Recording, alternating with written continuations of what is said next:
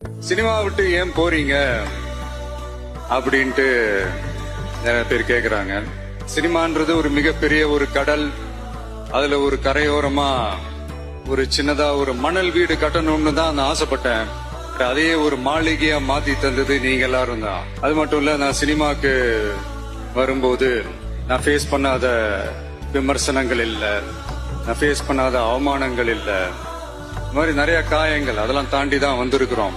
அந்த மாதிரி நேரத்துலலாம் டே ஒன்ல இருந்து என் கூடவே நின்னது என்னோட ரசிகர்கள் தான். ஒரு நாள் 2 நாள் இல்லைங்க, கிட்டத்தட்ட ஒரு 30-33 வருஷத்துக்கு மேல என் கூடவே நின்றுக்கிறாங்க. அடுத்த 30-33 வருஷத்துக்கு அவங்களோட நான் நிக்கிறோம்னு முடிவு பண்ணிட்டேன்.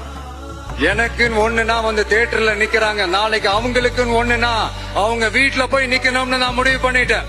எனக்காக எல்லாத்தையும் விட்டு கொடுத்த என்னுடைய ரசிகர்களுக்காக நான் சினிமாவையே விட்டு கொடுக்கிறேன். இந்த விஜய் சும்மா நன்றின்னு சொல்லிட்டு போறவன் கிடையாது, நன்றி கடனை தீர்த்துட்டு தான் போவான்.